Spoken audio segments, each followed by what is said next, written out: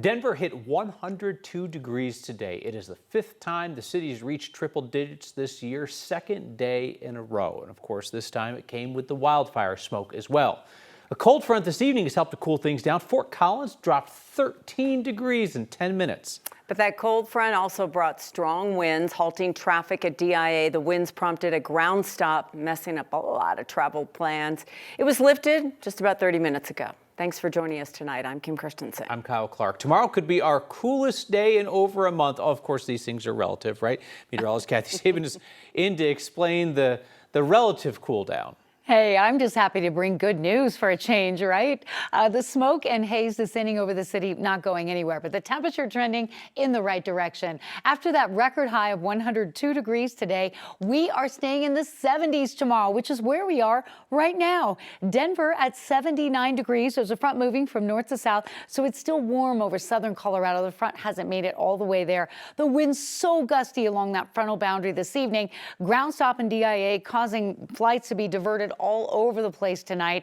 Things are starting to settle down. We have a lot of smoke and haze coming in from Utah tonight. Tomorrow, a wind shift out of the north will bring in more smoke from the north. But then I think by Wednesday morning, we're finally going to see some improvement. But air quality alert in effect regardless for that wildfire smoke. Temperatures are going to trend comfortable for the next 2 days and only isolated storms to track. A little rain, a lot of wind and lightning, and that's not really something that we want to see with this hot, dry weather trend. So skies will clear out overnight tonight with the exception of the smoke, which stays with us tomorrow. But there are some signs that smoke will be moving out shortly. So we'll have the timing and impact of that coming up.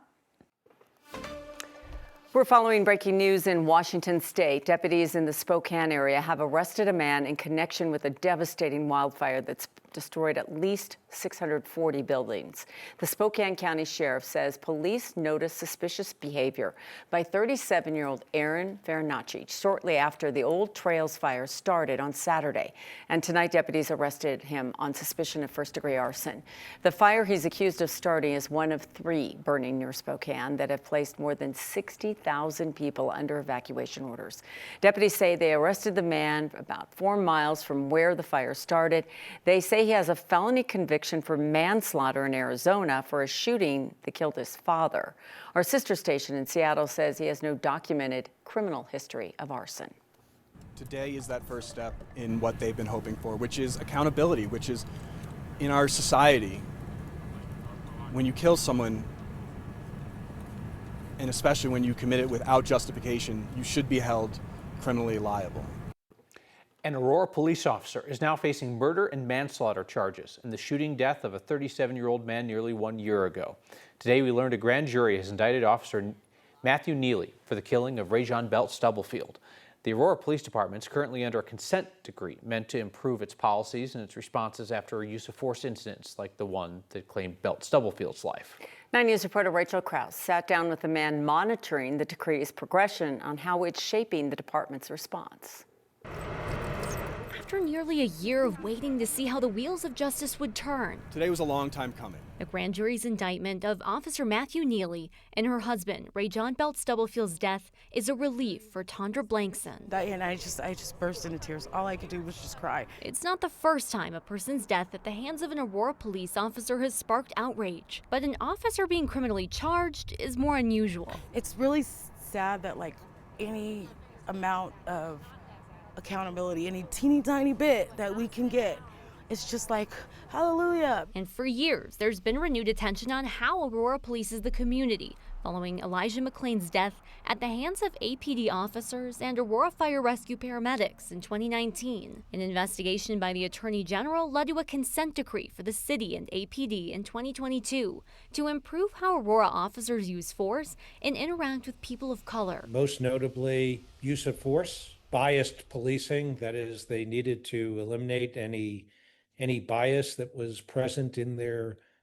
police practices. Jeff Schlanger, Aurora's independent consent decree monitor, says over the years, the city and police have made strides to change, improving policies and training to make the department more accountable and transparent. But he's raised concerns too. After officers shot and killed Kylan Lewis, an unarmed black man in 2024, Schlanger's questions led to policy limits on when SWAT is called out. And just this May, he called for a broader review of critical incidents where people are in mental health crisis after 3 people were killed by officers. But we asked that the city go further and convene a task force, if you will, relative to determining whether or not the behavioral health system in Aurora is operating as well as it possibly can. Schlanger says use of force can and does happen, but how the department responds and investigates after matters. It's always a work in progress.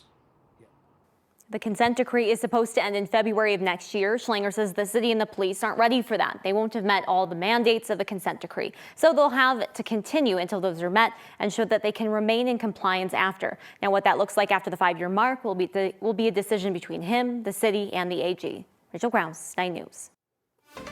Breaking news, several people have been seeking medical care after being on flights diverted from Denver to Colorado Springs.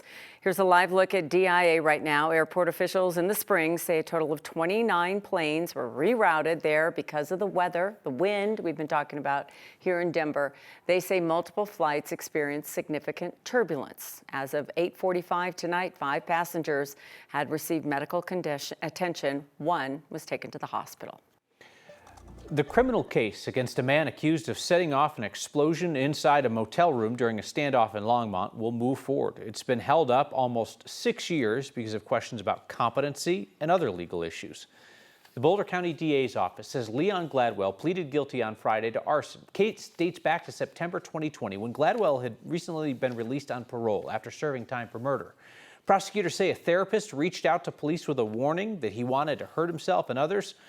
He was staying at a motel, holed himself up there when police tried to get in touch. There was an explosion in the room. Eventually, investigators say he was throwing stuff out a blown-out window. An officer shot him and he was taken into custody. He'll be sentenced in October to up to 32 years. The Boulder County Sheriff's Office is asking for help finding a driver who sped on a popular bike trail. This happened just after 1:30 yesterday afternoon on the bike trail along US 36. The Sheriff's Office says the car was heading toward Boulder from the David Mesa area. They estimate that driver was going up to 50 miles per hour. They think the car could be a black Infiniti coupe with red or pink fuzzy dice hanging from the rearview mirror. If you recognize the car, you know who was driving it. The Sheriff's Office would like to hear from you. That's one of the wilder things we've seen in a while. Terrifying on that bike trail. Well, some folks decided to have a time this weekend for Colorado's 150th birthday, spinning donuts on Broadway as fireworks lit up the night sky. An illegal street takeover along Broadway. That was not on the official list of events. It was They organized not it separately. suggested. Yeah, this on Friday. There's some neighbors frustrated that nobody was arrested that night. 9 News reporter Spencer Soycher's along now on this. And Spencer, police are reminding them, right, enforcement is not always in the instant. Right, sometimes it comes afterwards. DPD says officers showed up and decided that they were just going to disperse the crowd, not try to do any arrests or any traffic stops as well. Neighbors say they want to see some sort of enforcement here. DPD says they have a plan to do just that. Between 3 apartment complexes at Broadway and Mississippi, an amateur racetrack has formed. The reports that were coming in were about fireworks, reckless driving. I believe there was a report about fire in the roadway for a short period of time. Denver police spokesperson Doug Shetman says officers arrived at this street takeover Friday night about 18 minutes after it was first reported. Neighbors who shot these videos say the chaos went on too long before police showed up and made no arrests. There were 3 high priority calls that officers were responding to. The response time is not acceptable. We need to do better. Flora Vidres is the city council rep for the area. She's heard from people frustrated and some who think the city and the police aren't doing enough. Someone could literally die, including the people that are involved in the incident. The public nuisance abatement is something that we can do after the fact. Shetman says Denver police will follow an ordinance that allows investigators to identify drivers, cite or arrest them, and then impound their cars. And that's actually a way that the community can help. Like if you're as frustrated as we are, that this happened and you have video that could help us to identify a vehicle, reach out to us, share that video with us. Alvidrez has an idea too. Typically, the city only has a couple of traffic enforcement people out on the weekends and the evenings, and so we're looking to up that. A common goal of turning this late night racetrack back into a normal road. We get the frustration, we really do. But the reality is we also can't be everywhere at one time. So a smaller takeover happened at that exact same intersection last night. See the little toddler drawings over the intersection there from above. The one last night though, DPD says officers got there in 8 minutes, so much quicker than the original one. And in this one, they conducted a traffic stop and made an arrest on someone with an unrelated warrant. Live in Denver, Spencer Soysher, 9 News. Denver is not going to allow nightclubs to stay open until 4 a.m. as part of a proposed license overhaul. The proposal would have allowed nightclubs to stay open that late or early, whichever way you want to look at it, and those businesses would have had to stop serving alcohol at 2 a.m. because of state law. Supporters argued it would have staggered crowd departure times and reduced fights. Critics wondered how the business model would be profitable. They worried about liability. Councilwoman Jamie Torres introduced an amendment to the broader ordinance to scrap that 4 a.m. closing time and instead push for the proposal to be tested on a smaller scale. I think we're not quite there yet on data that demonstrates that things get safer with a later exit time.